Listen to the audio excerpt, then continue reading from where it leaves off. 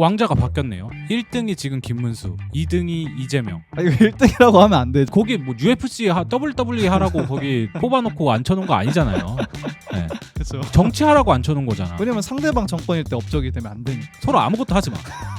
그냥 가만히 앉아 있어. 우리나라 지금 잘 파는 거 뭐 있어? 드라마? 드라마, 아이돌, 불닭볶음면. 네. 우리나라 과학 광고가 아니에요 지금.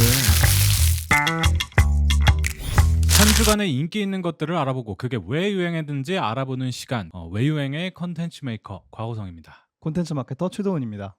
저희가 이제 외유행 특집 특별 기획으로 대선 특집으로 저희가 준비를 했습니다. 어느 한 편을 들으면 저 절대 안 되죠. 절대 안 욕을 되죠. 먹을 수 있잖아요. 무섭기 때문에.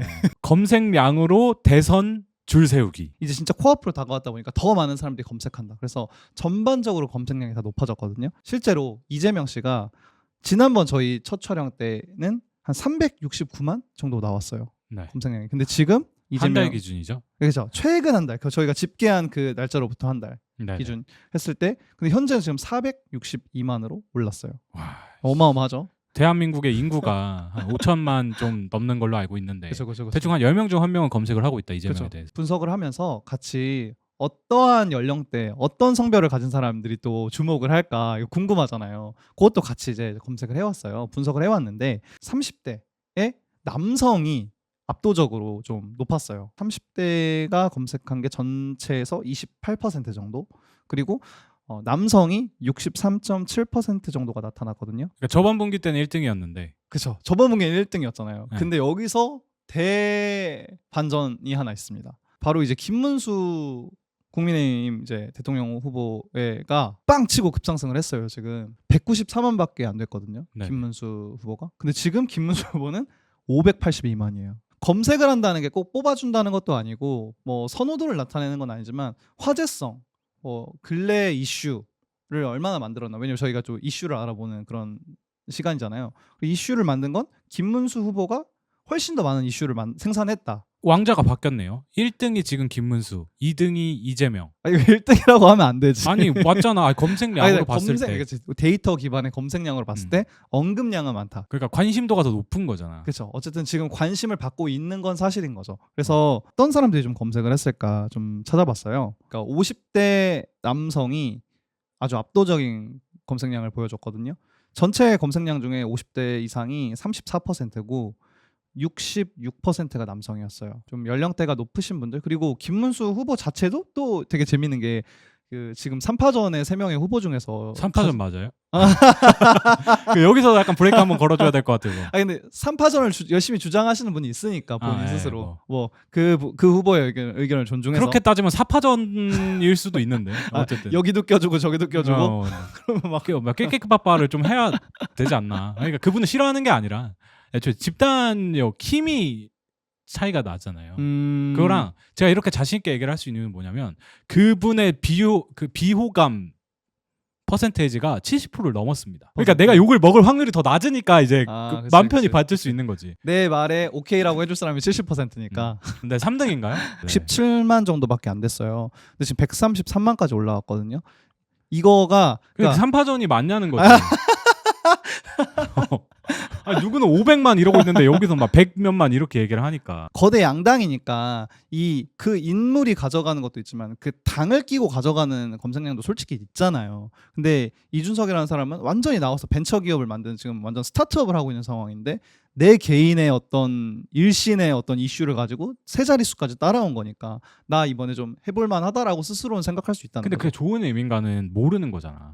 그건 모르죠. 근데 어쨌든 아까 말했듯이 일단 이슈를 만들어서 나를 인지시키고 그 다음에 내 편으로 나중에 만들면 되니까 그 사람은. 지금 1, 2, 3등이 다 밝혀졌죠. 이제 1등이 네. 지금 현 시점에서는 이제 김문수, 2등이 이재명, 3등이 이준석. 그 각 대선 후보들에 따라 붙는 연관 키워드를, 그러니까 하위 키워드를 제가 4개씩 조사를 해왔어요. 네네. 김문수 김문수부터 후보도, 가시죠. 네, 시작해보자면은 검색량이 가장 높은 건 나이예요. 나이. 그 관심이 우려인지 관심인지 응원인지 뭔지는 우리가 뭐 해석하기 나름이지만 우려겠지. 뭐 나이가 많은 거면 우려겠지. 왜 나이가 많아서 지혜로울 수도 있지. 많은 것도 문제가 되고 적은 것도 문제가 돼요. 대표자기 때문에. 단순히 지혜의 문제가 아니라 체력적으로 버텨줄 필요가 있어요. 아, 기본적으로 나이가 많다는 건 뭐 꼭 그런 건 아니지만 같은 노동 강도의 일을 했을 때 조금 더 체력이 딸려요. 나이가 많은 대통령이라는 것 자체가 조금 우려스럽다란 표현이 조금 더 자연스럽게 붙겠죠. 네, 좋습니다. 네, 그리고요. 그 다음에는 도지사. 네, 도지사. 네, 도지사.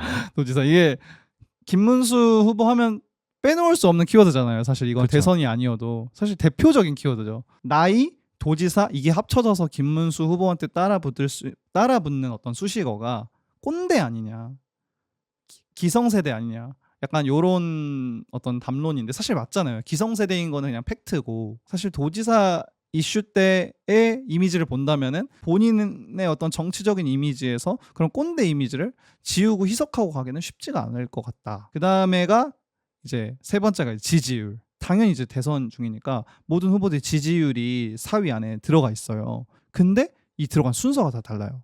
그래서 이것도 이따가 좀 관전 포인트로 재밌게 보면 좋을 것 같은데, 하여튼 김문수 후보는 세 번째 3위의 지지율이 있었어요.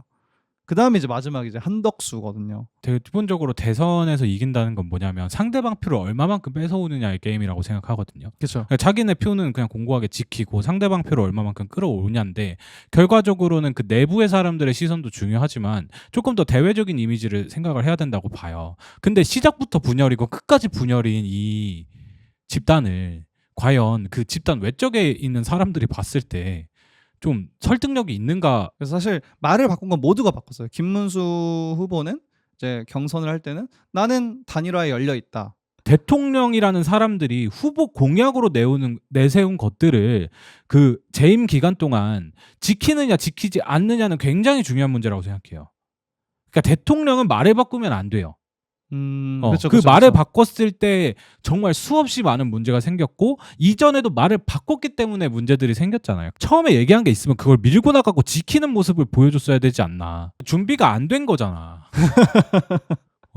그 한나라의 대통령을 뽑는데 준비도 안 되고 막 우당탕탕 하는 사람들을 뽑고 싶냐는 거지, 내 말은. 두 번째로 싫은 사람. 자, 네. 이재명 후보 이야기를 해보겠습니다. 이재명 후보의 관련 키워드도 들어보시면 하고 이제 다 납득이 가실 텐데, 첫 번째는 재판이에요. 범죄자이냐 아니냐.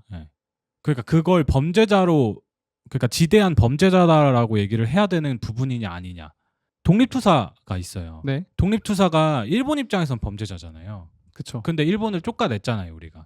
광복을 이뤘죠. 네. 그때는 독립투사들이 더 이상 그 감옥에 있어서 징역을 살았다고 한들 그 사람들을 범죄자라고 성질할 수 있는 사람이 누가 있어? 그죠. 누가 죄인인가. 그러니까 이데올로기 자체가 변형되는, 판이 뒤집힌 거다. 그런 거는. 판이 뒤집히면서 보여지는 시각 자체가 달라지니까 그 범죄자냐 아니냐, 그 절대 선과 악이 뒤집히는 상황들이 계속해서 일어났었던 시기라고 봐요. 우리나라의 근현대사는.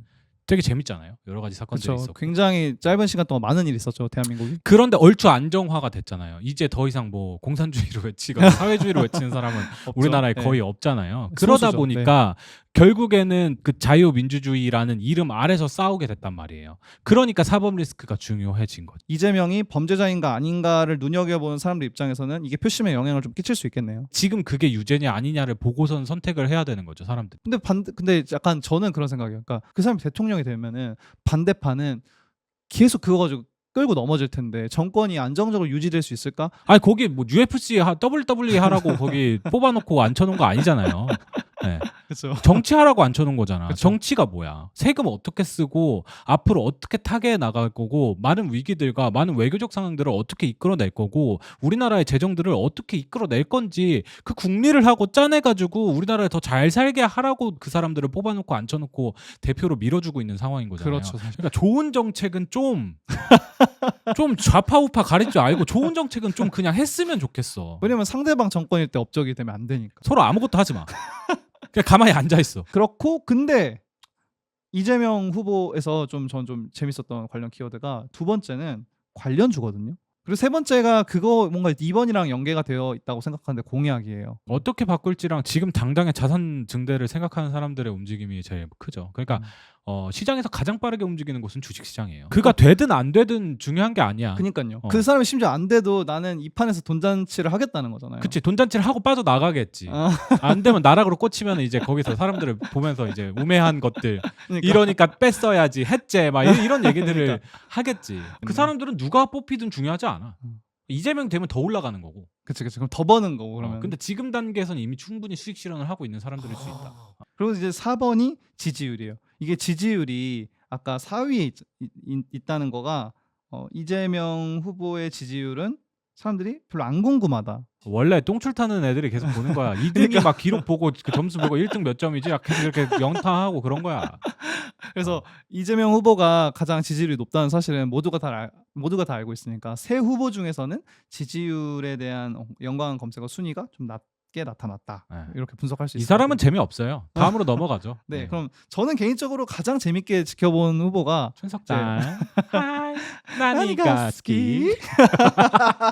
연관 검색어 1위가 지지율이에요. 마치 우리 채널에서 한 명 한 명의 구독자들이 늘어날 때마다 우리가 열광하듯이. 보고 야 구독자가 늘었어. 약간 이런 얘기를 하는데 어디 뭐 100만 200만 채널에서 막 한두 명 느는 거가 없어지고 그렇죠. 느는 거가 뭐 티가 나겠냐고. 그래서 그거는 집계도 안 되죠. 그렇게 큰 채널에선. 그러니까 작은 게 재밌는 요소가 될 수 있으니까 그래서. 지지율이 1등이지 않나. 그 다음에 두 번째 연관 검색어가 공약인데요. 본인의 지지층, 젊은 20, 30대 남성 지지층이 본인의 뭔가 지지 기반이잖아요. 그 사람들한테 와닿을 수 있는 뭐 과학혁명, 뭐 미래의 첨단 산업. 기술적인 요소도 물론 중요해요. 그게 아이의 기반이 없으면 문제가 되겠지만 그 이상으로 뭔가 우리나라가 정점을 찍은 것들을 바라보면 뭔가 문과적인 시점이라는 부분들이 많다고 전 생각을 해요. 그러니까 기술을 좋게 해서 수율을 높인다 막 이런 접근으로는 한계가 있다. 뭔가 고부가 가치를 만들 수 있는 뭔가 아이디어가 필요하다. 그래서 그걸로 뭐 만들 건데. 그러니까 이제 여기서 나오는 관점 자체는 뭐냐면 따라갈 수 있냐는 거야. 다 좋은 말인 건 알겠는데 따라갈 수 있느냐. 돈의 규모가 달라. 쏟아붓는 그 돈의 규모가 달라. 우리나라 국가 예산을 다 때려박아도 안 된다고.